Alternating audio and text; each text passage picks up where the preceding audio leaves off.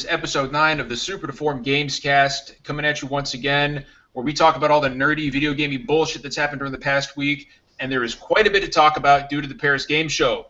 But first, I want to introduce our guest for this week. Tony Polanco from thecoalition.com is here with us. Tony, I'm really happy you're here, man. Yeah, thank you for having me on, man. It's going to be a lot of fun. A lot of shit to talk about. There is. There really, really is. And unfortunately, our fellow podcaster Gabe couldn't make it because he had to play some fucking game called Halo 5. I've never heard of it, but whatever. It sounds like an indie title to me, but that's fine. Yeah, that's probably what it is. He can go have fun. No, Gabriel is actually doing a Let's Play, hopefully, for Halo 5 tonight, so we look forward to that. And if you're not recording it, Gabe, I know you're listening. You're fired. You still have to work on the website, but you're fired. Well, his mom yells at him, so. Oh my God, I felt so bad for him last time. I was like, dude, don't piss your mom off, man. I've never been like vicariously cursed out in Spanish. That was kind of crazy. I thought she was yelling at me for a minute, dude. That was visceral. I would guess it's Portuguese. I guess Brazil. No, yeah, Brazil. It would be Portuguese, wouldn't it? Yep. I can't believe they don't get Warzone matches in South America, according to Gabe. What's it? Yeah, that's the thing. He tweeted that out, and I couldn't tell if he was being facetious or not. Well, shit, dude. Maybe we're not getting a fucking Let's Play from him.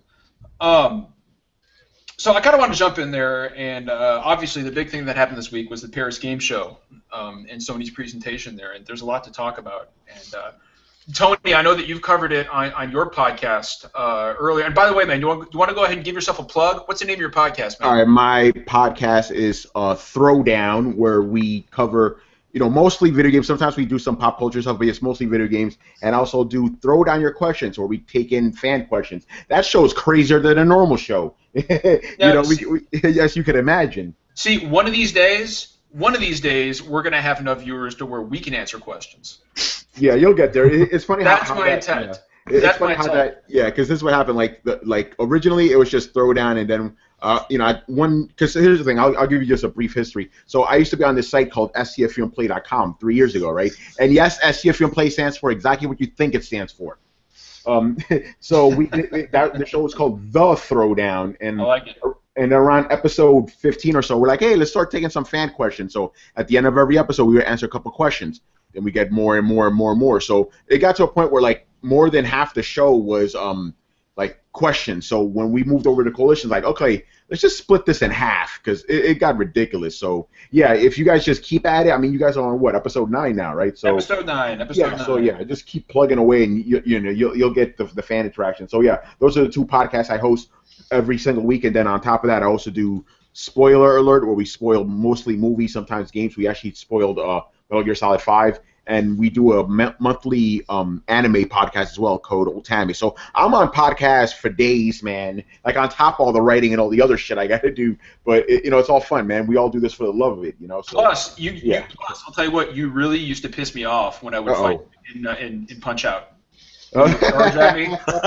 And I really, you were the most frustrating fighter around, and even worse than King Hippo. And I want you to know, man, you gave me months of frustration until I finally had to. You gotta throw the body shot, man. You throw the body shot, it's all over. It's all about timing, man. It's all about timing. Dude, it's all about perseverance. You said it took months, right? So there you go. That's what it is with the fans too. Got to build them up. Yeah, but yeah, dude. Again, man, thanks for having me on. It's gonna be a lot of fun. No, absolutely, dude. No, dude. Trust me, we're happy you're here.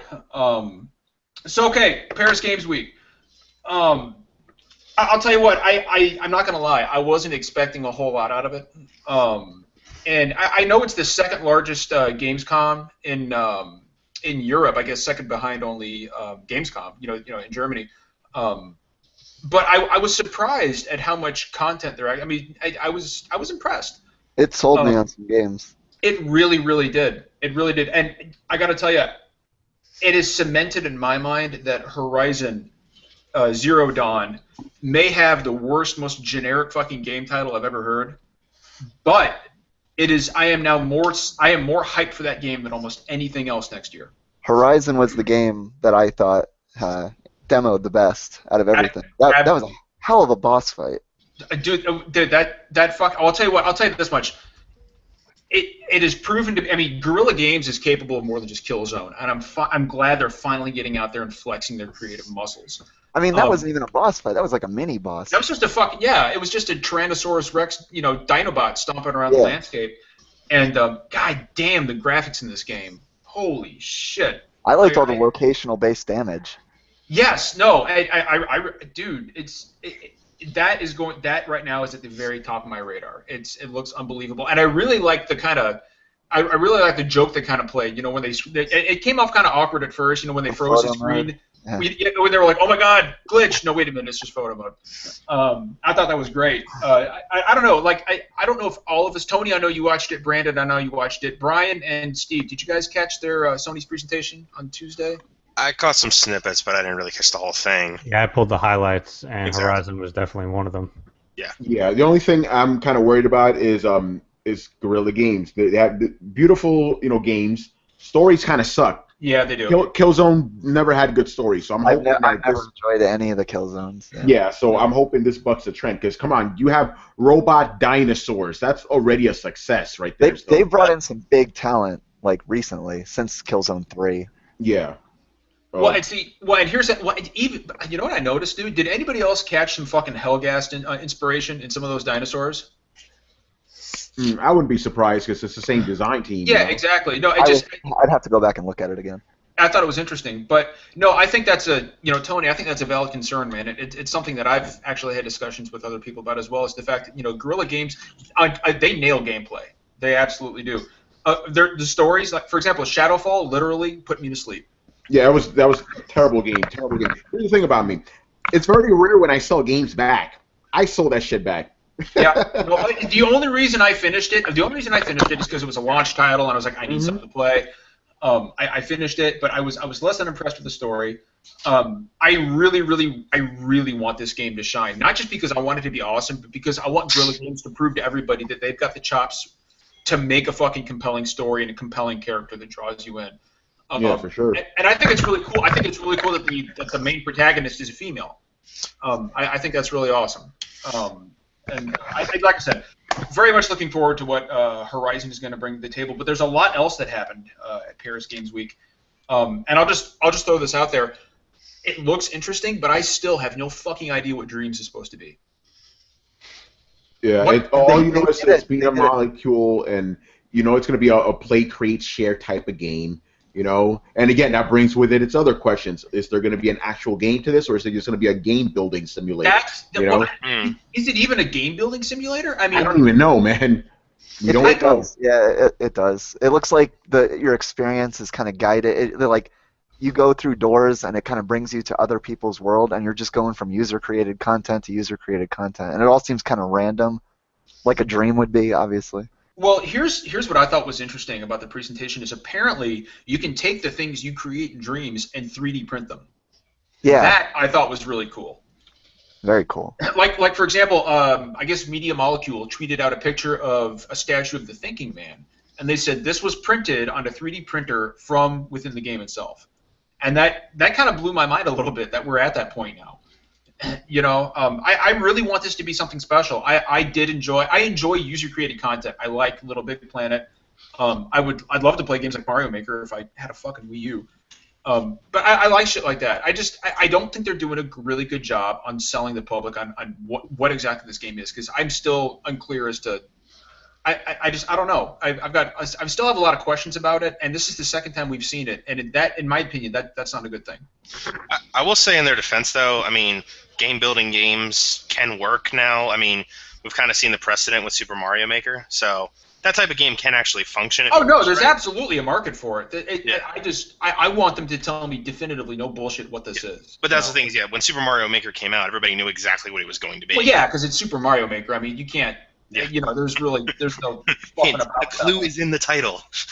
I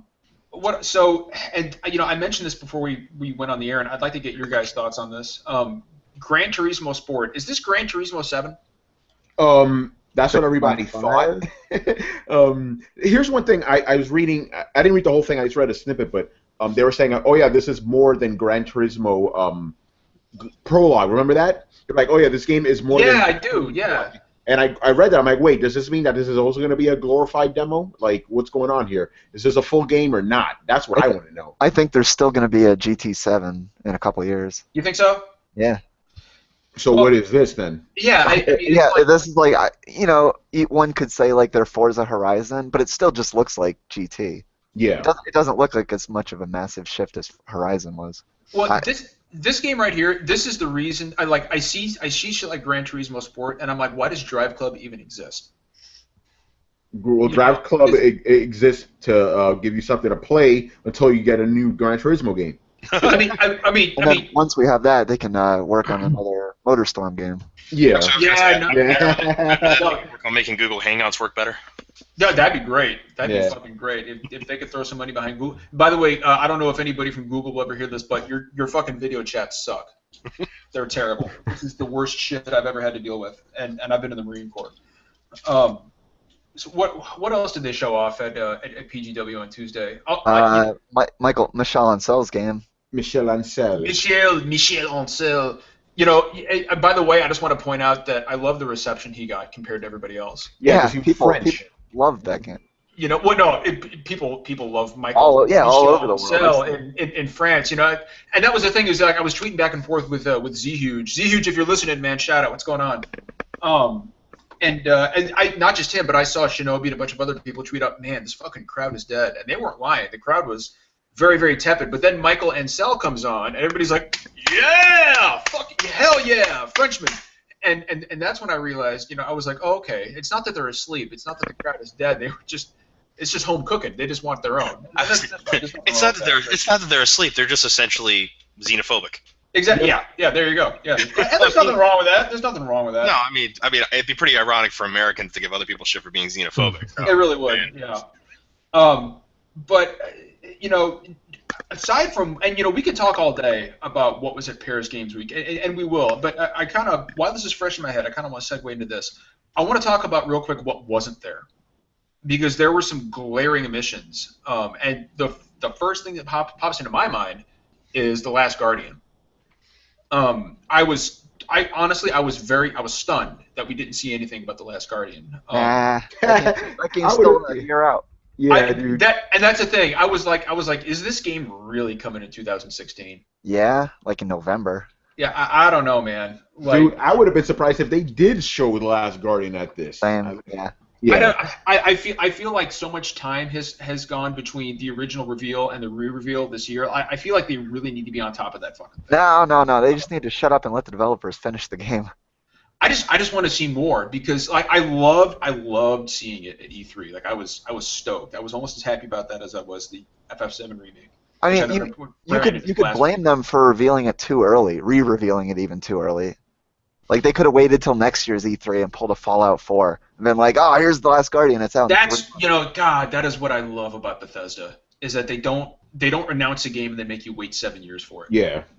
That I really appreciate that. But at the same time, they've also never rushed a release, which some people might be frustrated with, because it's like, why does it take so long? It's because they're they still kind of hold on to that quality that you wish that other people used to. It's like Rockstar. Well, it's that same idea. It's like, we're not going to release a game until we're actually happy with where it is, because we actually play games. And I feel like right now, they're one of the only people in the industry that's really having that kind of commitment. Unless you're on PlayStation 3. Yes. Yeah. But I would say them, Rockstar, and probably, and some people may disagree with me, but Gearbox. Say what you want about like Aliens, Colonial Marines, but it's not like they're dropping out of fucking Borderlands every year. I mean, they're taking their time with it, and shit like that I can appreciate. I'd rather wait 3 years for a great game. I don't know. That Battleborn looks derivative as fuck. I don't know much about it. Who gives a shit? Like Overwatch looks way more interesting and right up the same alley, same art style. Which one has the beta out right now? Is that Battleborn? They both do. I think they even launched on the same day. No shit, really? Yeah, like the 27th. I don't know. Shit, they're both the same kind of game, right? Like, yeah, they're pretty much like it's the Team same. Fortress, Team Fortress exactly, 2 yeah. art style looking first-person shooter. Dude, just give me Team Fortress 3. That's all I give a shit about. That'd be cool. I will say one of the trailers I was very excited about is, for me, like, I grew up on the Ratchet and Clank series. Love them. The new, yes, it's probably going to be a very kind of retro platforming. It might not sell as much in today's world, but I want to play it because I think it's just going to be a nice homage to that great era of platforming shooter type gaming that we don't really see as much anymore. Yeah, exactly. Well, Tony, you weren't on the podcast last weekend when I talked about this, but I actually got to play the E3 demo at a random fucking GameStop. Oh, really? Yeah, dude, I walked in with my son, and he's 7 years old. He loves games just like I do. And I look over, and I was like, oh, look, Ratchet and Clank. It's it's a video. And then I realized he was just standing there, and I was like, wait, can I fucking play this? And I just picked it up, and I was like, oh shit, it's the fucking E3. I don't know what it was doing there. Yeah, that's super cool because that game's still not even out for like 5 more months. Yeah, exactly. And by the way, that's how you should do remasters, man. Like don't just slap like some new textures on it. Like build it up from the ground up. Oh no, man. I was gonna say, dude, this is after playing it, I can tell you with a definitive, it is not. This is a remake from the ground up. There's no remaster going on. I would say it's a reimagining even. Yeah, exactly. Yeah, it is. Yeah, exactly. It is literally like playing a Pixar movie. It is some of the most amazing character animation I've ever seen. And my son was desperate to play it. He's like, "Oh, Dad, please let me play it." And it was a fucking blast. That would instantly, when I played it, went from 0 to 10 on my hype chart. I mean, it was Nice. I can't wait. And the best part is it's not a full price release. It's like $49.99. And it's great. And Brian, I completely agree. I am craving. Just like Brandon was for Uncharted, he was like, I remember when you told me, Brandon, you were like, I need a fucking cover-based shooter. I need it. I have to. I can't do any open world right now. I feel the same way about old school platformers. This is something I need. You know. I loved Going Commando. Yeah. Oh, dude. Going Commando was like the best one. Seriously. Yeah, until they fucked up with what was it, All for One? Probably yeah. It was awful. Ratchet. I don't know. There were some weird ones towards the end of the PS2. Yeah. And I'd like to talk about, in regards to Paris Games Week, something else I want to bring up, because there was a lot of bullshit floating around the internet about this. The Uncharted 4 multiplayer. And the fact that, it's only 900p, and people are all, it looks like a PS3 game, which no, it fucking doesn't. But, Tony, I know, Tony and Brandon and Steve, you may have, Brian, I know Brian's not on Twitter yet, which you fucking need to be, Brian. I'm just pointing that out. I know I spoke to you about it before, but there's a lot of trash being thrown around about the multiplayer in Uncharted 4. And man, I got some shit to say, man. Oh man, dude, well, speak on it, man. Yeah, okay. A couple of things here because there's a lot to cover. All right, so the reason it's 900p is because they actually bumped it up to 60 frames a second, thus proving that current gen consoles can't do they can't chew gum and walk at the same time. Because a lot of people before this generation started, they figured, hey, these consoles are going to be as powerful as PCs. It's like, how is a $400 console going to be as powerful as a PC? When your $400 console beats my $2,000 custom gaming rig, call me. Until then, sit down and shut the fuck up. Well, yeah, exactly. Somebody, just to interrupt you real quick, Brian is our resident PC guy. So okay, yeah. And anytime you talk on this subject, I can hear Brian panting in my ear. So. Yeah, and I'm a console guy through and through, but I'm always like, listen, guys, if you really care about resolution and resolution and frame rate so much, get a fucking PC. Like, seriously. Yeah. Like, if you're a console guy, be happy with what your machine can do. So, okay, so 900p, 60 frames a second, fine, whatever. What I find funny is now the tables have turned because this whole generation, PS4 guys, have been shitting on Xbox guys. Oh, your games are 900p, ours are 1080p. And now they're like, oh, you know what? The P's don't even matter. It's the frame rate that matters. Yep. Get the fuck out of here with that, man. The console wars made sense in the 90s because, like, the PC was playing such different games than the consoles at the same time. But now, when, you're getting the same fucking games on all three systems, if you care about the technical shit, you buy a PC with a badass GPU. Yes, and even PC gamers, we're sitting here going, first off, at the end of the day, if you're really worried about, let's sit here and pretend, yes, 1080p does look slightly better than 900p, but if given the choice, I would much prefer frame rates because frame rates affect gameplay. Frame rates affect things that go on. That's what I'm going to be concerned about, particularly in a multiplayer arena. Multiplayer, I don't want to have a lag moment because, too many textures on my screen, so now my frame rate dropped to 20 per second, and I just got killed. Like, that's not what you're going to be interested in at that point. And I think, console gamers are... They want they want everything in one package, and I'm sitting here as a PC guy going, you can have that. It's called a PC, and you have to pay for it. Well, the whole, so in the way I see it, there's two camps. There's frame rate, and there's resolution, right? Mm-hmm. And then you have the guys in the middle who I consider myself one, and I'm like, just give me fucking great gameplay, and I'll take one or the other. You know, like you can't have your cake and eat it too in the console world. And the best example I could possibly throw out, for me anyway, is motherfucking Dark Souls. When you drop down into Blighttown, and the frame rate chugs to about 15 frames a second. You know, and graphically it's a good looking game, but that frame rate is so fucking, oh god. I'm glad I've never seen Blighttown on consoles. I only played the game on PC. I saw it at 60 frames and nothing less. And that's the thing. If you play that shit on PC, it is a silky, buttery smooth 60 frames per second. I had no problems in Blighttown. I'm not fucking kidding. When on PS3, Digital Foundry did one of their great. I love the stuff they do. And they compared the frame rate on PS3 to the frame rate on PC. PC never dropped below 59 frames a second, not once. PS3 got down to about 12. Yeah, I believe it. And what I'm telling you, you haven't lived until you've tried to dodge a fucking boulder in 12 frames per second. But you know what? I didn't give a shit because I loved the core gameplay, and that is what I think people. Brandon, you made a great point when you said the console wars were at their best in the '90s. You had the fucking Super Nintendo and the Genesis, and nobody would know. You didn't have these fucking arguments about resolution versus frame rate because we hadn't gotten to that point yet. It was I love the fucking Sega Genesis because it's got Streets of Rage. Well, you know what? Exactly, yeah. I love the fucking Super Nintendo because it's got Super Metroid. So go fuck yourself. I mean, yeah, people people throw Mode 7 around and shit like that, but in the end, it was always Mario versus Sonic. Yeah, and which is really ironic considering they're now both in fucking Super Smash Brothers, but which is just delicious irony to me. But it kind of goes back to that. So I don't know if you guys had seen this. Tony, I know you did, but I got into kind of a kerfluffle on Twitter with a few guys over some comments they'd made to Jeff Keighley. And it's His Holiness. His Holiness Jeff Keighley. The Dorito Pope. Yeah, exactly, Dorito Pope. And it's these two fucking guys, Crap Gamer and Mooch, you know. And Why do you bother? Why do you bother? Because I can't help it. I can't help it. It's like They're not dealing with gonna change. It's Yeah, like dude, that's control on a YouTube comment board. You don't want to respond, but you can't help it. No, but here's the thing. And you need to admit it. Here, check it out. It paid off because you know why? I tweeted out a hashtag Xbox community, and I said, don't let these guys speak for you. You deserve better than this. And within an hour, I picked up 50 followers. Yeah, man. It was Speaking of fucking truth, glorious. I retweeted that shit the instant I saw it, man. 'Cause that's the truth right there, you know. Enjoy your fucking games, man. That's why we do this podcast because none of us subscribe to the fanboy bullshit except for Steve. I mean, that was the whole point. That was all the way, PC. yep. I've been biting my tongue. I know you.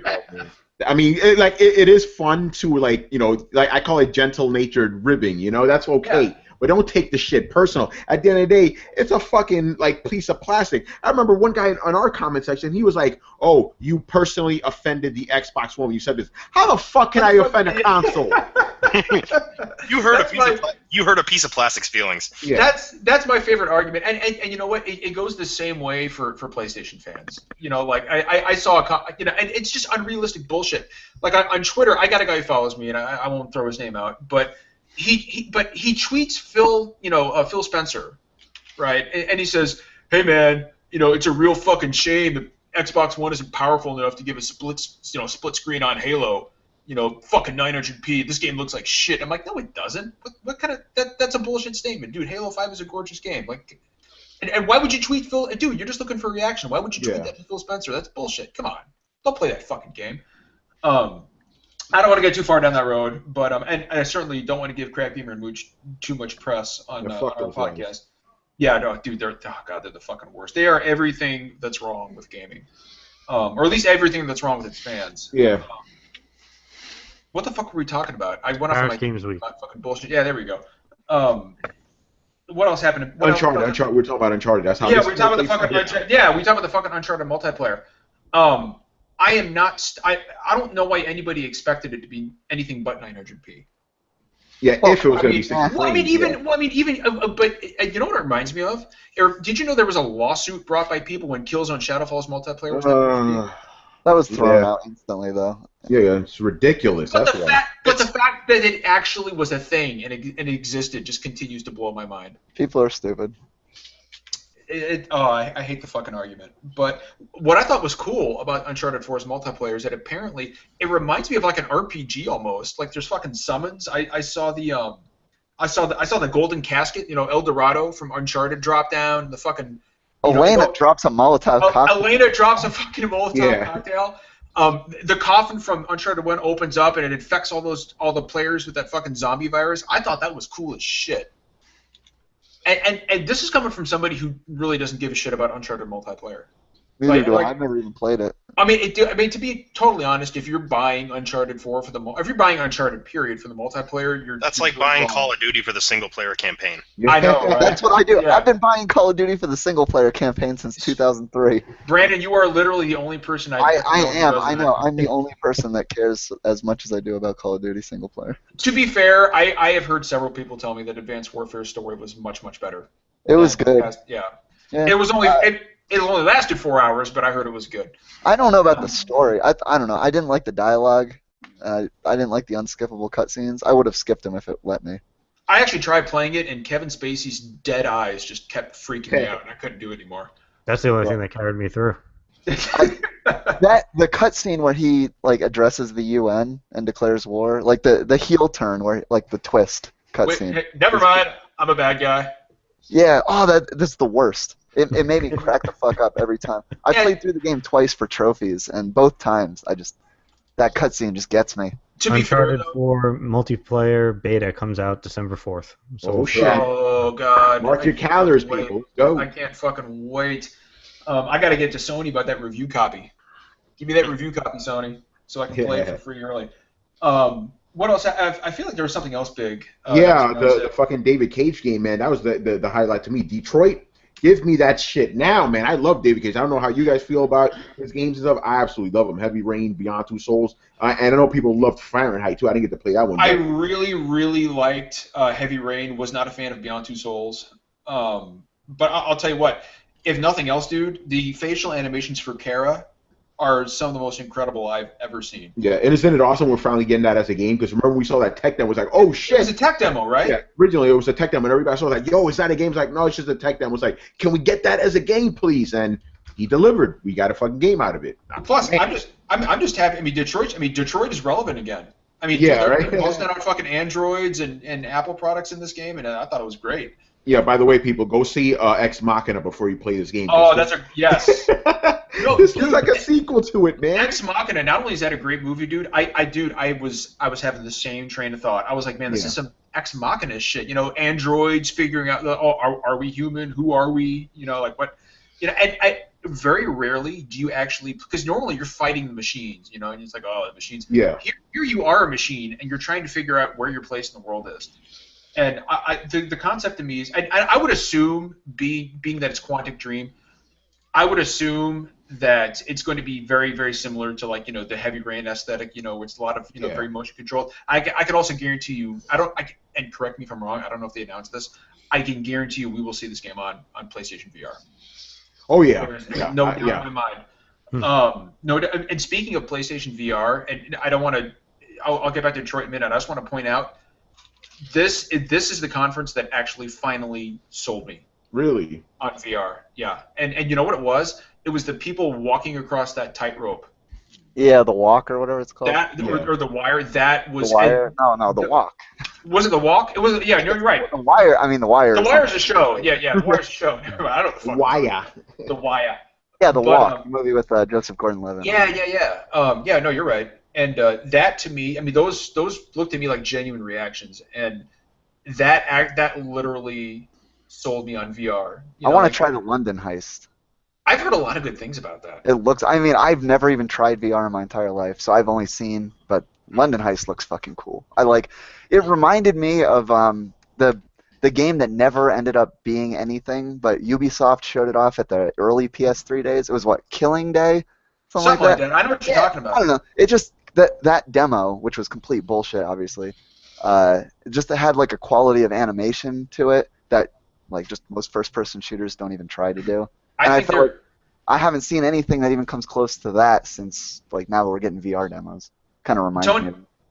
I want to know. I want to know what the rest of you guys think about what PlayStation brought to the table with VR at the conference, and did it sell you on it, or were you already sold? What do you guys think? Let's go on the table. All right, okay. When they first announced VR, this was before PlayStation, like Oculus Rift. I was like, come on, man, this is the lawnmower man. Like, this ain't Yeah, gonna that's what work. I thought about. First off, I'm like, this lawnmower man. I played a little bit of. Actually, excuse me, I take that back. I demoed Oculus Rift at Comic-Con maybe 3 years ago, and I just put a VR helmet in my head. It was fucking stupid. I didn't like it.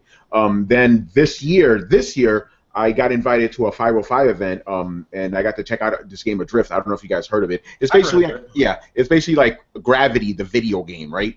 And I put this helmet on, and I'm controlling it with an actual controller. I'm like, okay, I can see how this will work. Like, my head was like I was wearing a helmet, right? I can move my head inside the helmet, see inside. I'm like, this is kind of neat, you know. Then I played this other game at E3 this year. It's called Time Machine. This game fucked me up. Okay, you have guys to understand this. I'm very deathly afraid of being underwater, right? So this game takes place underwater, and you're in a time machine with dinosaurs. So I'm like, oh fuck. I was scared shitless, and I made it through a whole demo though. They were surprised I did. Like, you made it through a whole demo. No one did that. I'm like, cool. So yeah, I see the potential of VR. But at the same time, I can't imagine myself going, all right, the day's over. Let me plop this thing on my head and play a game. Like, you know, I'm old school like that, man. I like my TV, my controller, and I'm good, you know. But I'm not shitting on VR like I originally did because I see the promise of it. But at the same time, I'm not so willing to shell out $300, what I think the price is going to be for this like add-on. You know, again, look at the past of Peripherals, right? You had the PlayStation Move. You had 3D. You had all this shit that didn't work. Go ahead. Well, I was just gonna say, what concerns me about VR, it kind of segueing off of what you said. I love the PS4. Sony, and let's face it, Sony's got a history of not supporting their fucking tech. Exactly. What was that PlayStation 2 thing? The fucking PSI? Yeah, the PSI. Yeah, it was like the Kinect before the Kinect. Yep, that's exactly what it was. The PSP Go. Remember that? PSP Go. Oh god, the fucking PSP Go. The fucking Move was dead on arrival. Yep. The Vita is a dead fucking console. And which sucks. I love my Vita. Yeah, Vita's great, but here's the thing, though. You know, just everything you're saying is correct, but at the same time, Sony is not the only one putting that VR out there, right? Yep. Oculus Rift is doing it out there. And remember, here's the thing that that Facebook money. Yeah, they got Facebook money, and the thing is, like, unlike things like the Move or 3D, which were forced on us, all that shit was crowdfunded. You know, Oculus Rift was, so there is a demand for it. I'll give it that. But at the same time, going back to what you were saying, will Sony keep supporting it? That's the big question. It's going to depend on what sales are. I mean, and let's face it, because look at the PSP. I mean, that thing sold like fucking hotcakes, and there were tons of games for it, right? And they tried to catch lightning in a bottle twice, and they came up with the PS Vita, and for whatever reason, people just didn't want it. Probably because of the rise of mobile, like Steve has talked about. But then again, handhelds are being killed by mobile. There's really nothing else you can compare VR platforms to right now, Yeah. So I read an article. It seems like it's going the other direction. It seems like it's going much more hardcore when the industry is going the other direction. Which is weird. Yeah, the price is the barrier to entry there. Exactly. Yep. Yeah, well, I mean, I doubt you'll see a price this low, but I mean, I think if they want this thing to sell the way they really want it to, the way they hope it will, you've got to come in at $199. I don't think they will. No. Hell no. I agree. I think you're going to see $299. Yeah. That to me, either that, you better do you better either have some fucking sweet ass launch titles, or a fucking great bundle with the PS4. Because I'm interested in it. I think it's great. I plan on buying one. I don't know how it's going to catch on, and if it doesn't catch on, you can bet your ass Sony will not support it. Yeah. And they've got a rep, man. They've got a history with that shit. And it doesn't as far as Microsoft's HoloLens go, that's not even really a thing yet, right? Like it's more of it's a concept. It doesn't actually exist yet. I don't know much about it. I don't know. Nobody knows anything about it. Yeah. I don't really know much about it either. But there's something else. There's another game that they showed for the VR platform that I thought was really cool. It was that Robinson game. Man, Was wanna that talk the about getting that's the this- Crytek one? Yeah, Crytek. the dinosaurs and the fucking the fucking ghost from Destiny, Dinklebots following you around. Yeah. And, Yeah. You You know, want to talk about shit in your pants, boy? Woo! dude, That's that yeah, looks that's gonna be something. That's crazy. It looks on rails, but it's so hard to tell. yeah, I know, dude. That's a good point. I couldn't tell. But I thought it looked great. If nothing else, dude, it looked fucking gorgeous. I'll tell you that much. I mean, I'm sure you're gonna be, you're gonna be able to look around in full 3D, but I'm pretty sure. Sure. Yeah, you're gonna be moving on rails, and then you get to points where you can make decisions to go left or right. I guess I don't know. But okay, so they had some really good VR demos there. Like Robinson was really cool. Detroit is, I guarantee you, will be fucking VR. That's all great. Let's talk about what didn't work. Why the fuck? Until Dawn, Rush of Blood? Where you gonna take? Okay. Yeah. It'll only man. it'll only work for me if they go full House of the Dead overkill with That it. is it. No, that's exactly the impression I got. Is that it's an on rails fucking shooter in a minecart, and I'm like, why? This doesn't even make any sense in the context of the game. I mean, I would rather just have House of the Dead overkill ported to PS4. Well, I mean, why would you? Why would you? I mean, dude, that is a new IP that Sony, even Sony said, look, we're surprised this did as well as it did. It's the sleeper hit of the year. And it's great, and people want a sequel. Why would you shit on the IP this early and say we're going to turn it into a generic fucking, Resident Evil Umbrella Forces game? And really no rush. there's really no rush. Jesus. Come on. He'll be, I'm starting to regret inviting you to the podcast, Steve. The game just came out. But I thought it was ill-conceived, and I don't understand the reasoning behind this one. I gotta see more. It looks like a carnival of stupid. It does, and it's an on-rails shooter, and whatever. I'm not the biggest fan of on-rails anything. Yeah, like I'm me. trying to remember the last time I enjoyed one. Exactly. Like back in the day, man. I'm old school, man. I used to play Virtua Cop, Virtua Cop 2. All I loved all that shit back in the day. Then I remember a couple of years ago, Dead Space came out with an on-rail shooter, right? Yeah, Dead Space Extraction. Yeah. Oh, that was awful. Yeah, I was playing. I'm like, I don't think I like this genre anymore. Like just being so constricted, You know what I want on PSVR, man? Give me that motherfucking Mad Dog McCree. I want that shit, man. I want that VR Mad. Not really. I want whatever the one was they used to do. Do you guys remember the one in the arcade? It was like I don't remember the name of it, but it was the quick draw one. And you had to keep the gun in the holster until it told you to draw. Yeah. I don't know the name of it either, but like I do. If they were to ever port that and give me like a little stand and a little light gun, like I don't care what it costs. Here's a check with my name on it. I got it.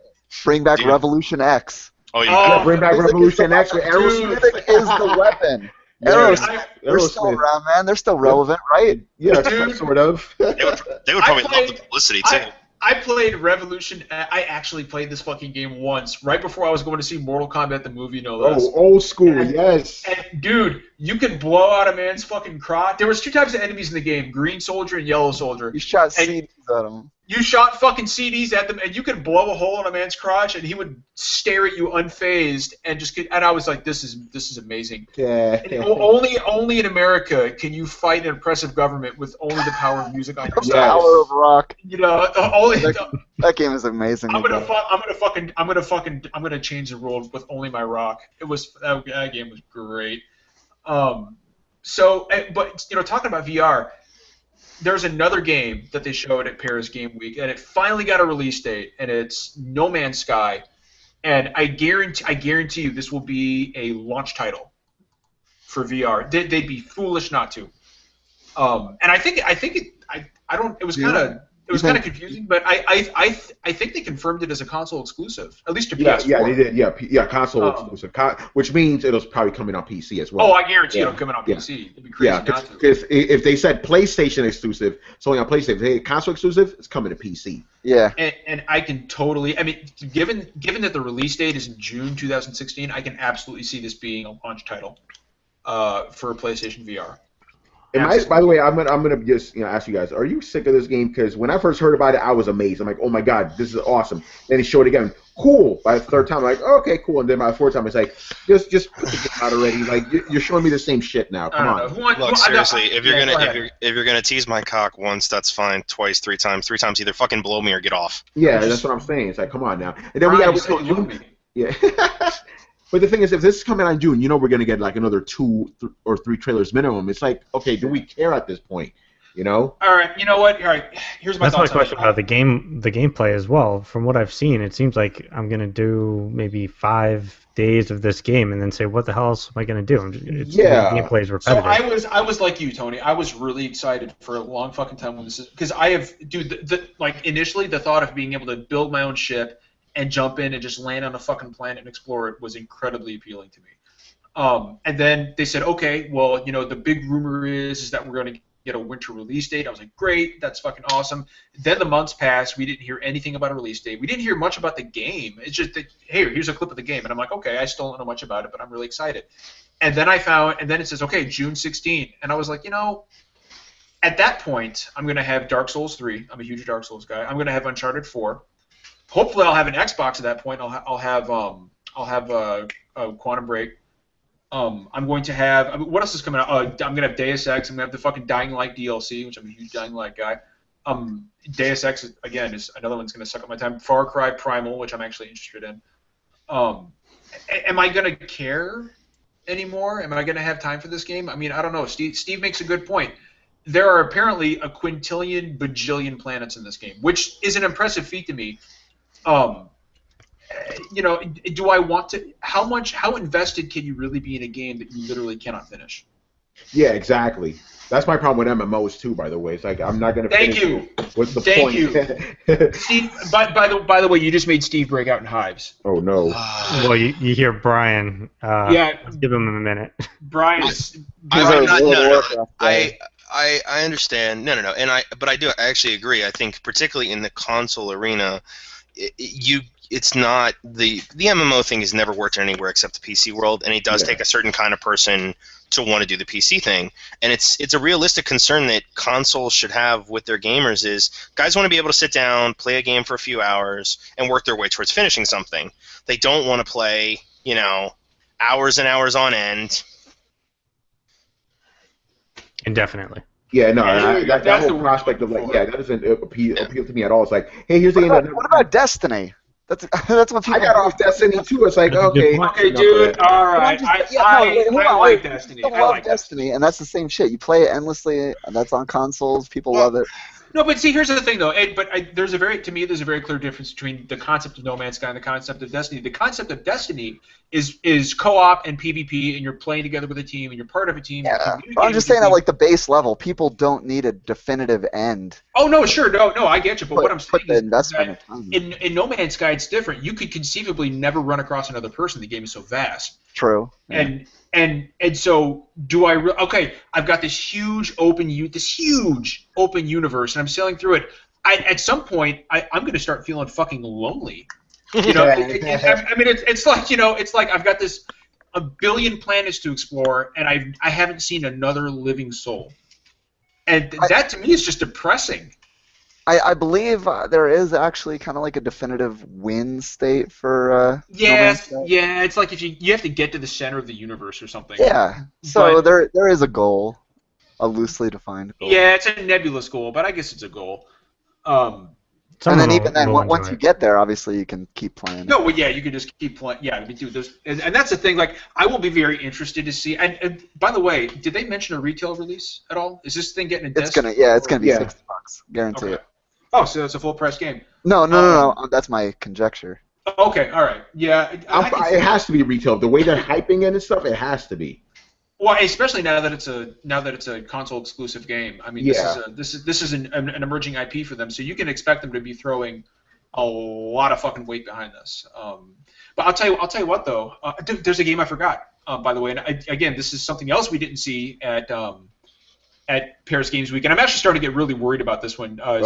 Jonathan Blow's The Witness. Yeah, what's going on with that game? Dude, that game's confirmed release date is like. No, absolutely, dude, absolutely. But you're scared of what it might be. Yeah. Honestly, do you really know what it is? No, it's Myst, but it's got to be more than Myst, right? I love the concept of a fully explorable Myst, but dude, this game is starting to worry me. It's starting to remind me of Mighty Number 9 in the sense that we're not seeing much of it, and it just doesn't seem like Sony's I mean, it's Jonathan Blow. It's The Witness. I mean, they need to be fucking. I mean, I would expect at this point, especially since it's got a release date coming up soon, I would expect that we would have seen more. If you don't see it at PSX next month, something's up. I got faith in Blow. I didn't like Braid. I don't care about Braid. I just, I know I respect Braid. I believe he can turn in the goods. I think he can too. I just, I have a certain expectation, and it's if there's a game coming up, and it's by a well-known developer. Let me see especially as we're getting close to the release date. Let me see the fucking game. There's no reason, in my opinion, this should not have been at Paris Games Week. No, I think it's all about the mystery, though. Like, the mystery is kind of the point. It's like this mysterious island of puzzles. So how is she going to show other than just kind of get the... I mean, really all you can show, you just want to get the art style out there, kind of get the themes out there. But I feel like it's a game where you can really ruin its mystery by showing too much. The one thing I will say about The Witness, I mean, don't get me wrong, I'm excited about it. It gives me a real Vanishing of Ethan Carter vibe, and I really love that. Because I don't know if you guys have played The Vanishing of Ethan Carter. I've mentioned it before. Great fucking game. Amazing fucking game. I mean, it's a walking simulator, which is all what The Witness is.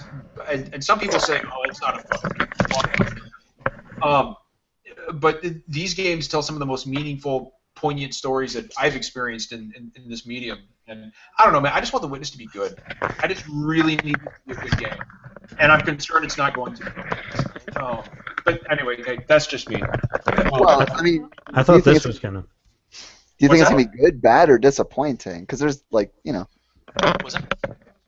It could still be like an 85. It could be like an 8 out of 10 kind of game, which is still good. No, that's great, dude. I mean, shit, fucking Until I've been Dawn. working on it so long. Like anything, if this game is, if it's not like a 9 out of 10 kind of game, then shit. He's been working on it for so fucking long. That's it. How long has this been in development now? Like 6-7 years. Holy shit! Has it really been that long? Wow. I feel old. Jeez. Damn it. I don't know. This is a game that I've been excited about for a while, and I really need it to be good. It's kind of like Dark Souls 3. I just need Dark Souls 3 to be good. Just don't give me some fucking. And I'm really. For me, it depends on how good the Bloodborne DLC is. If the Bloodborne DLC is disappointing, then I'm gonna really need Dark Souls 3 to be amazing. Dude. If the Bloodborne DLC is disappointing, I'm gonna shit a brick because I will drop Fallout to play Bloodborne. It certainly doesn't look disappointing. Hell no, it doesn't. It looks fucking awesome. It's because Miyazaki's involved in it. But that's the thing that worries me about Dark Souls 3 is that he was balancing Bloodborne with Dark Souls 3, and he's like, no, I can do both at the same time. I'm like, dude, I don't know, man. Like Dark Souls 3, the beta was great, but there's a lot of that game that needs to be fixed before it comes out. You can't talk to your mother and bang your girlfriend at the same time. I mean, you could try, but it just can't happen. Bullshit, I'll make it happen. I was only thinking of the Archer episode when he's like, no, turn it on. I can do both. What else happened at fucking Paris Games Week? Really disappointing. Final Fantasy 15 showed up with a food truck. Yeah, I heard something about that. What were they giving out? Burgers. Potions. So Behemoth burgers. Bahamut burgers? Yeah, seriously, and Chocobo burgers. Oh my God. I'm down with that. It was beef and chicken. I'd try. Final Fantasy. I mean, knowing how Final Fantasy 15 works, they're probably still waiting for their food. God, Toriyama, just stop cooking burgers and give me the fucking game. How disappointing! It's like really just sad. I'm looking at the pictures. There's a real Final Fantasy 15 food truck, and they have pictures of the food. I still can't help but be incredulous. But seriously, this has got to be concerning. Like, thank you for the sophisticated contribution to our podcast. We had the word incredulous used. Hey, no problem, dude. Fucking that was Steven. But just give me the fucking game. Stop fucking around with changing assets. I mean, this is like Square Enix giving people a fucking island for Just Cause 3. Tony, did you hear about that shit? No, what's going on with that? Oh my God, let's revisit this again real quick. So a couple podcasts, I think it was maybe episodes 5 or 6. It was early. It was one. Was it earlier than that? Probably 2 or 3. So Tony, check this out. Okay. There is a promotion from Square Enix. You put your name in, and if you win, they give you a fucking island. Wait, what? And they give you, but here's the best part. If you read the fine print, 1, they don't know where the island is. They haven't picked an island. 2, you are responsible for everything financial that has to do with the island. And 3, they do not guarantee the island to be inhabitable. What the fuck? And What's the point then? I think that's the point. Dude, for maybe a good solid 10 minutes on that podcast, none of us could talk because we were I choking still on don't know our what to laughter. make of it. Dude, Square Enix has now officially become a fucking caricature of itself. And Brandon put it best. He said that is the most Square Enix shit I've heard all day. and that is the God's honest truth. They're gonna send you to San Nicolas Island. An island. Oh, and by the way, they also don't guarantee that the island will be inhabited. Yeah. Wow. Well, wow. hold on. Wait, hold on. What? Were you gonna go fucking give me an island with people living on it? You now belong to the United States of Brian. Were you gonna go in there with a fucking militarized force and tell some poor fucking local natives, by the way, this is your new god? So this is more like some Far Cry 3 shit. It really is. I made the point that you can make your own fucking mother base on this island. I thought that was pretty cool. But no, so from islands to fucking Final Fantasy 15 food trucks, Square Enix to me, it seems like they've lost any sense of self at this point. And I would be stunned at this point if Final Fantasy 15 comes out next year. I'm calling it now. I think it's going to get pushed again. I agree. I'll say the postcards that came with the Happy Meal look good. So you never know. Seems like they've come a long way. By the way, guys, Noctis and his whole party, they're not in the game anymore. We're coming up with a new set of characters. Wouldn't even surprise me. Not even a little bit. But by the way, the Kingdom of Lucius, that's gone too. We're coming up with a whole new They're thing. going to make Prompto the main character. They're going to make it's a solo adventure. Oh wait, hold on. Here's the link a character study of Prompto. Here's the link from Steve. He just put it here. Yeah, Square Enix sells Final Fantasy burgers. That's fucking outstanding. That's the best thing I've heard all day, Steve. Thank you for that. I appreciate it. You should put like a grill stamp of a chocobo on it. Stamp of the chocobo. Fucking materia with your Happy Meal and shit. Yeah, the Final Fantasy VII Meteor. So stupid. Speaking of Final Fantasy VII, when do you think we're going to see that again? I'm talking about the remake. Yeah, next D3. You don't think we're going to see anything at PSX? No. No? That's a shame. Brandon, you had mentioned something right before we went live, and I kind of want to touch on it real quick. And if anybody here follows NeoGAF other than Brian or other than Brandon and I, Tony, are you on NeoGAF at all? No, I'm not. I peruse it sometimes, but I'm not I'm not going to go through the whole process of actually trying to get on there. Oh, dude, trust me, dude, it is a fucking process. Yeah, that's what I'm saying. But I peruse it every once in a while and stuff. So there's a bit of controversy going on tonight right now with some Fallout 4 fucking images. 50-page thread. 50-page fucking thread. Brandon, 25 if you're 100 posts per page. Brandon, speak on this shit because I know you got some shit to say. So, yeah, that's the difference. I mean, the difference between JPEG and PNG sharing on the PS4 is real, fucking real. They added with it was 3.0 firmware. You can change your options to PNG, but you have to go in and manually do it. And I mean, just like the compression, we were getting some compressed ass, garbage looking fucking shots of Fallout. And 4. They look bad. They look bad. Like it looks like shit. They look like JPEG ass compressed PS4 shots before 3.0. Yeah. It launched into a shitstorm. Sure. Yeah, exactly. I mean, so how do you think people on GAF reacted when they saw these pictures? Looks like a PS2 game. Oh my god, Fallout 4 looks like a PS2 game, and it blows up into a 50-page fucking thread. It's all over Twitter right now. These fucking screenshots, and it's like, dude, they're compressed fucking JPEG images. Like you can make fucking Jennifer Lawrence look like shit if you really want to. Okay, it's all about fucking perspective, and it's all about compression. And so Shinobi602, he's a really cool guy. I follow him on Twitter. Very well known. He posts some pictures that are actually uncompressed, and they don't look like shit. They look great. The art direction looks fucking amazing. And people say, oh, it's a bluff, it's bullshit. These other pictures still look bad. And the level of shitstorm over this has reached biblical fucking proportions at this point. And this has just happened, like what, Brandon, the past hour and a half? The uncompressed shots are. Yeah, this is fucking. I'm looking at the thread right now. I'd say there was probably like a good 8 hours where the compressed shit-looking shots were the only thing that was around. So that's all people had to base their impressions on. But granted, but these open world fucking games like Skyrim and Fallout 3 looked like ass. I don't care what anybody says. It was I thought Yeah, it it was looked like I shit, thought it yeah. was a poor looking game by 2008 standards when we played it. I think some of it had to do with the idea that, first off, you can't make an entire game pretty much shit brown all the time and expect it to look great. And two, you almost wonder if that was a conscious choice because they didn't have the technology to do what they wanted to do.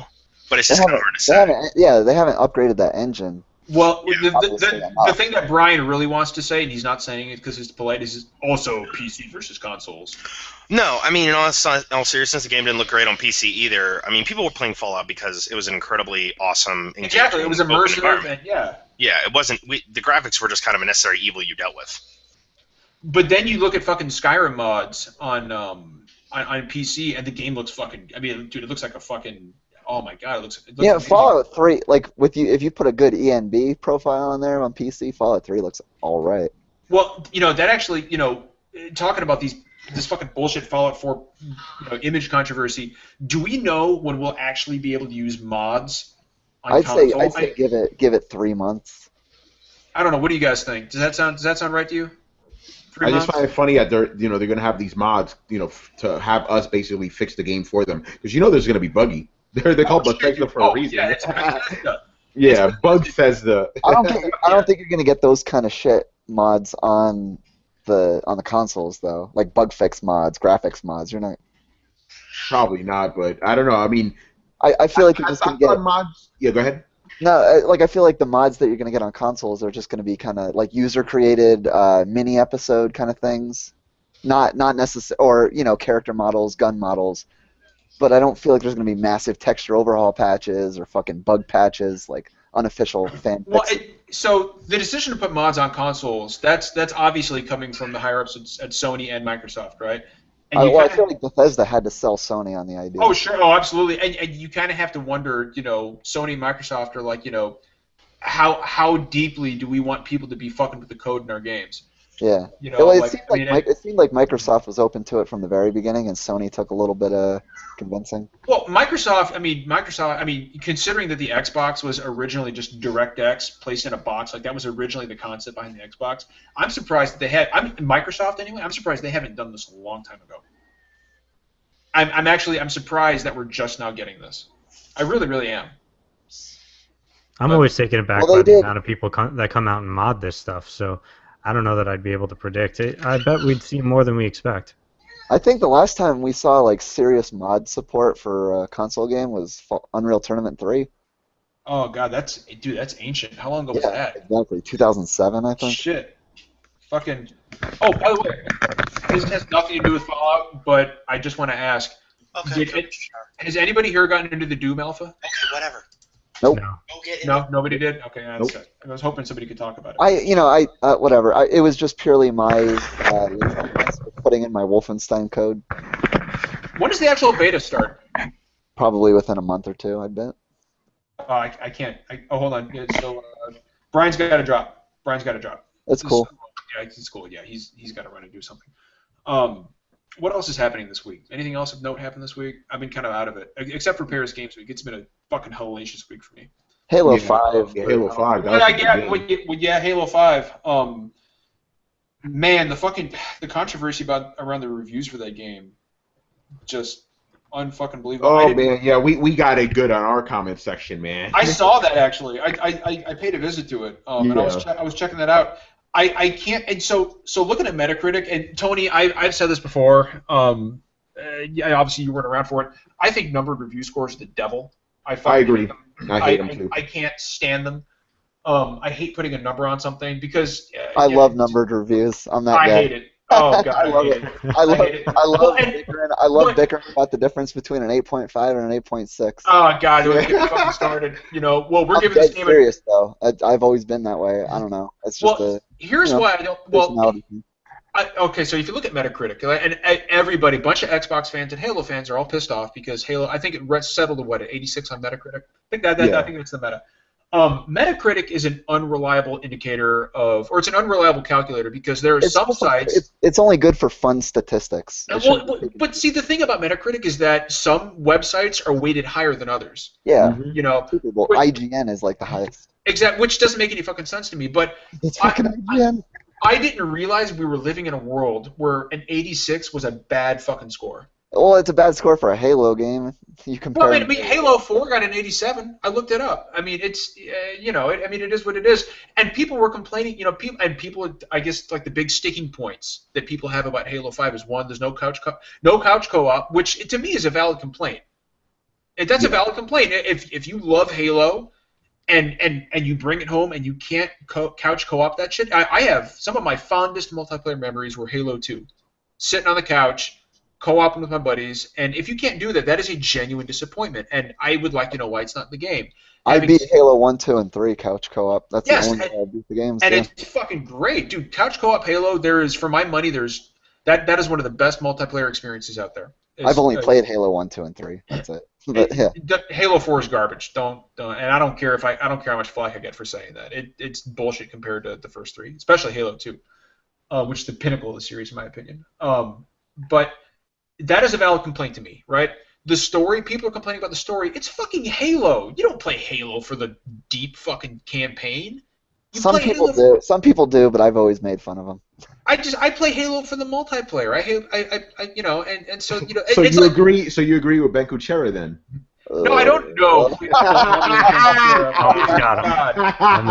him. I'm out. I'm done. I'm logging out. I'll see you fuckers later. Pushing my chair back. Oh God, that's gonna. You read that shit he wrote, man. He was like, "Oh, it's not like the single player mattered in Halo anyway." I have tried my hardest to get blocked by that man in the past, and he just won't fucking block. I am. I've been blocked by him for a couple of years. Good on you, dude. That guy's a fucking turd. He's a pompous turd, and I can't stand that fucking guy. And I didn't even get a good zinger in on him or anything. It was just, it was a completely non-offensive tweet that he blocked me for. So I can't even say like I got him good and then he blocked me. He just blocked me. That's because he's a fucking baby. Yeah, no shit. He's a man-child. He's a man-child. I've literally tried to get blocked by him and he won't do it. I don't know why I follow him. Maybe it's just for the entertainment. Don't follow him. I unfollowed him. My life is just a lot better because of that. For Halo 5, though, there are problems with the multiplayer, and that's the cornerstone of the game, whether or not you think single player is important at all. But Warzone is broken in South America, in Africa, in Australia, and some countries in Asia. Really? No shit. It's that widespread? Wow. So yeah, this is from the forums on Xbox One. In the Halo 5 thread, there have been problems cited in all of those places, and a lot of people coming in and saying, "Oh yeah, I have the same issue." And then again, every now and again, you'll see somebody saying, "Oh, I'm from Colombia and it works fine here." Somebody from Afghanistan, or I don't know. Wait, hold on. Saying I'm actually in a war zone, but there's some podunk country saying like, "Oh yeah, I can get on no problem." But for the most part, South America, Australia, some countries in Asia, and anybody in Africa can't play their biggest multiplayer option. Oh, shit, I swear to God, I just saw a NeoGAF thread yesterday that said, "Is Halo 5 the greatest multiplayer launch of all time?" Oh, fuck off. Fuck off with that shit. Are you kidding me? That's bullshit. Who started that thread? I don't fucking know. I just saw it yesterday. I just saw the title. That's some shit right there. So kudos to Gabe for bringing it up. I mean, I was gonna say, I wish Gabe was on the. I wish Gabe could have joined us tonight. I'd love him to talk on that because he lives in South America. He was the one who brought it to my attention. I just assumed that games nowadays, especially a title like that, would come out and have no issues accommodating anybody to come on their service. I'm actually really surprised, and you guys tell me what you think. I'm really surprised that they allowed Halo 5's multiplayer to get that dicked up after the fucking fiasco with Master Chief Collection. Right? Yeah. Right. Yeah, because that game was. I know people who bought and own the Master Chief Collection, and they say that game is still fucked. Yeah, I've seen some tweets from people who still try to get on once in a while and have issues. And they still have fucking issues, and so I mean that actually really surprises me because diehard Halo fans. Like, I follow. Yeah, like who else would be trying to get on Master Chief? like right now, other than Die Yeah, Hard. exactly. Yeah, and that's the thing. Nobody's playing fucking Master Chief Collection right now anyway. But they 3-4 that surprises me from 343. I mean, they're normally on point. I hope it's due to their popularity. I hope it's just that the servers are full Server for overload, you those think? hours. I hope that that's the case. But I mean, seeing how many people have this issue and just gave up on it, I mean, it speaks to the problem in one sense or another. Anyway, you have to be able to get the people on to play the game. But whether or not it's due to popularity or just a failure on their part, You know, it seems weird to disclude these entire countries. I really hope, like you said, I really hope it's a server issue because it seems to me, and this is to me a serious topic. It seems to me like we cannot, for the past, for every major release this generation has to have something wrong with it, and Yep. we can't get a game that fucking works that doesn't need a massive day one patch, and that I mean, Unity, Far Cry 4 had problems. You know what you can Massive- probably count on though is Call of Duty. That shit's gonna be solid. It's almost solid. That's pretty much. that's a good point. That's the one thing. I mean, it may be Maybe Battlefront. EA does this enough. I don't know. I don't know. Coming off Battlefield 4, I don't give DICE that benefit of the doubt. Dad, see, that's the other thing. Battlefield 4 was a fuck up of galactic proportions. That's right. You couldn't get on Conquest for the first months. Oh, dude, longer than that. Shit would crash every time a Levolution. Longer than that. And Tony, I don't know if you ever played Battlefield 4, man, or at least if you try to play it at launch. No, I have friends that played it, and they were just like, it's like a big super clusterfuck. Oh, I mean, man, dude. That's like the prime example of like the biggest, of this generation, It basically. really is. Well, dude, that right there, that game sums up everything that's wrong with this generation. Like, don't get me wrong, I think we've got some great games this generation, and obviously sales indicate that people are more interested in these consoles than ever. But man, I'll tell you what, I have never seen in 2 years. I have never seen so many big AAA and first-party releases that have so many fucking problems at launch. Yeah, Arkham Knight oh man, on PC. It's the same thing on PC. No, Arkham Knight, like. Arkham Knight on PC. No, that's a good point. Yeah, that's worse than fucking Battlefield actually, because they actually had to cancel it. They had to cancel a fucking game. It's like, you okay, can get a refund, no questions asked, until the end of the year now. Didn't they? Yeah. Have they relaunched that yet on PC? Yeah, they relaunched it like 2 days ago, and then today or yesterday they started offering no questions asked refunds. Yep. It's still fucked. It's still fucked. Yeah. Wow. They put out a performance patch about a month and a half ago, and then they relaunched it 2 days ago or whatever. But the only thing that they changed between the previous patch from a month ago was just adding support for the DLC. Of course. You know what the funny thing is about all this? I mean, you look at all these games that are massively anticipated and they get great reviews, like Arkham Knight, the Master Chief Collection, Halo 5. Every one of them, they've got all these fucking issues. Say what you want about the Order 1886, but that game, it was a game that worked out of the fucking box. I think it might be the most polished game I played all year. Easily. Year. And I'll tell you what, and I hate that game with passion. Yeah, no, dude, it's a boring fucking shit fest. But goddamn, if that game not only did it look gorgeous, but I never saw one frame rate drop. Yeah, they polished the turd, man. I never saw one fucking glitch. And if they can do that, if Ready at Dawn can make a game that fucking beautiful, run that well, there is no excuse on earth. They pooped out a big old dookie right in their hands, grabbed some sandpaper, and got that thing to a rock solid shape. Dude, I love that mental picture. Hey, you know what? Not for nothing, man. Destiny wasn't fucked up either. I was about to say. Yeah. Yeah, Destiny talks about that as well. No. Oh, there he is. Brian's back. And actually, the Taken King is on point. It really is. Well, we talked about this, though. If you're going to create a game that's going to have consistent DLC, you better make damn sure your bones are good. You have to make a game that stands on its own base, because if you don't, essentially what you end up doing is every time you create an expansion, you're just piling more and more shit on top of an unstable frame. And at that point, it's going to collapse. I mean, World of Warcraft's dealing with that now. Is they've had Band-Aid fix after Band-Aid fix after Band-Aid fix for some serious fundamental balancing issues, and that's why it's not working anymore, because the base isn't strong. Activision's been weird anyway.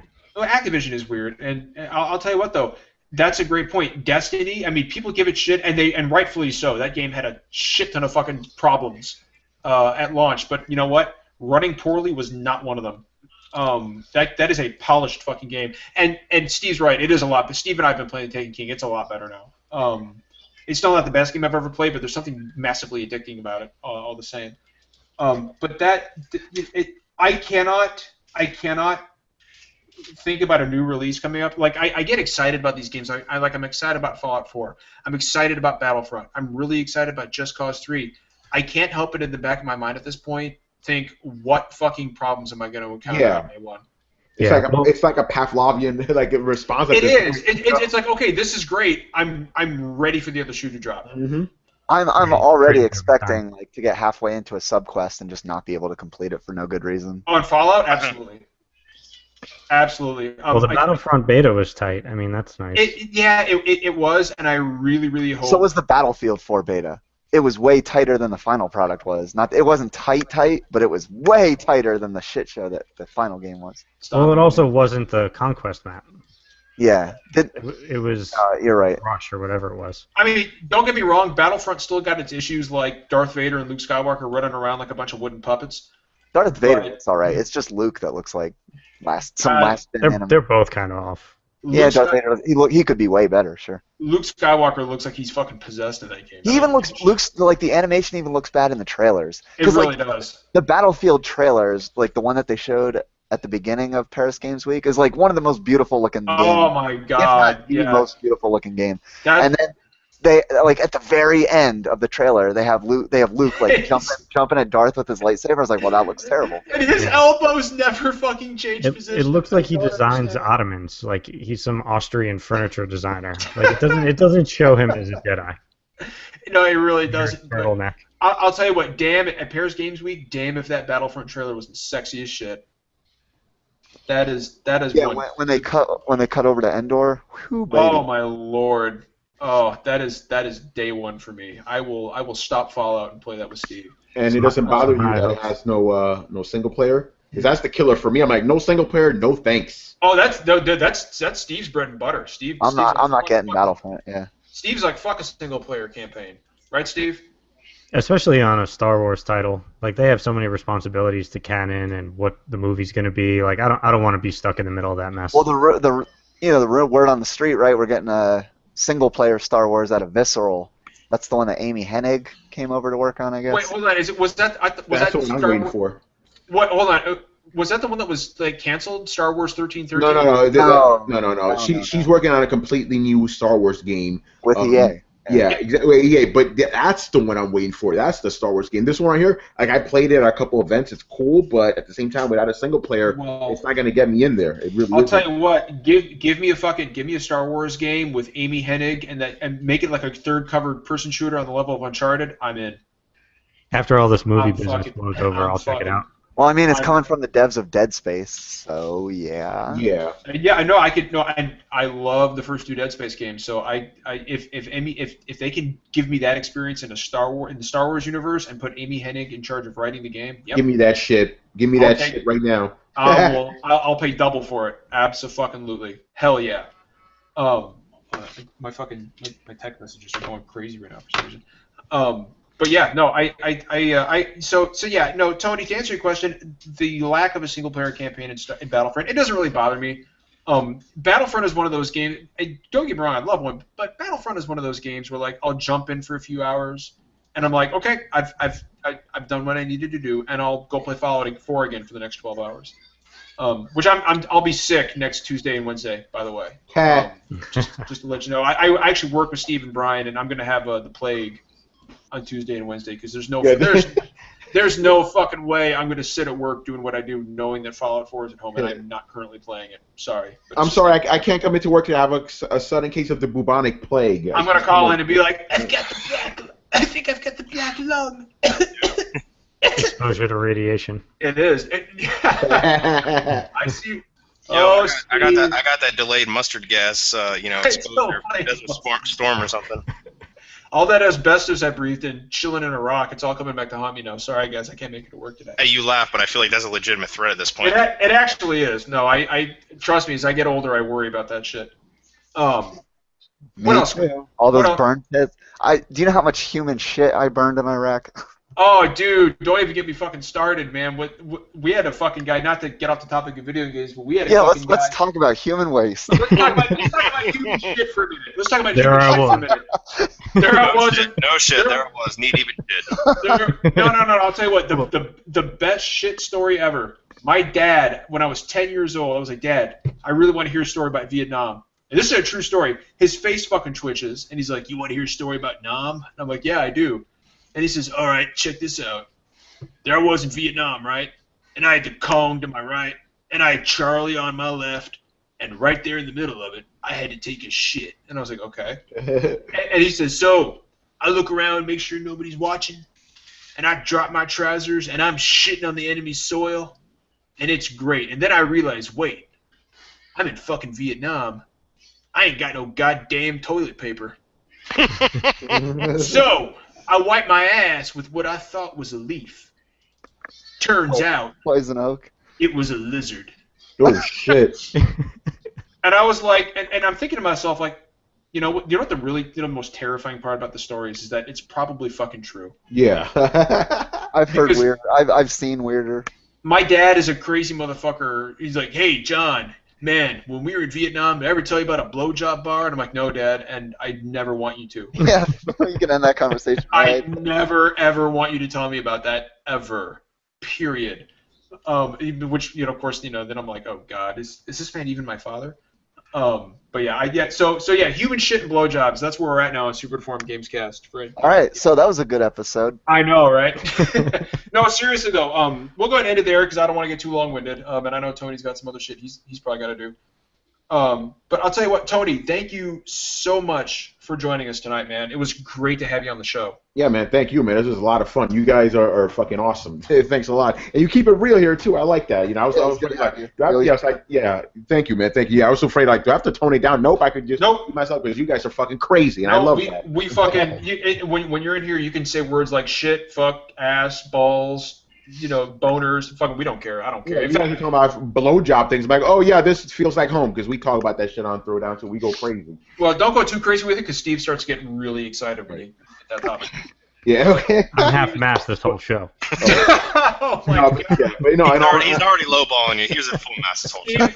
Okay. Steve is like, I wasn't gonna say nothing, but I've been talking with one hand. Since the Final Fantasy 15 food truck, I've been. Yeah. For real though, how is that not like I feel like that should be a franchise somewhere. Like that's Choking the chocobo. Choking. I've been choking. Yeah, but no, in all honesty, man, thank you for having me. And by the way, let me just get this out of the way. Thank you for your service to the country. Oh, Seriously, dude, man. don't even worry about it, man. I no bullshit. Everybody on this podcast right now, like me, Brandon, and Brian, and Steve, we're all former military. So yeah, seriously, thank you guys, man. If it wasn't for my my handicap here, I would have been military too. After 9/11, man, I wanted to go over there and fuck those guys up, but I'm like, shit, I can't do it. I'm really sorry you could. I'm really sad you couldn't too, because you could have given him that bull charge, man. Yeah. That would've been it. There's no stopping the bull Right, charge. They wouldn't even turn tail and run. I would, Like, yeah, how do exactly. we- Would have won the How do we war in stop like a this week. man from hopping at us at an accelerated pace? I can't. No. Oh, dude. We could have took the invasion with no casualties either. Could you picture some Islamic dude praying to Allah on how to beat Bald Bull? Yeah, right. Oh man. I just got an image of fucking Tony shirtless with boxing gloves bouncing towards. I'm just picturing that like Family Guy where he's praying to God for the codes to beat Mike Tyson's Punch Out. Yes. Oh my God. Dude, That he's like, and then he's like, listen to me tell you how to play the game.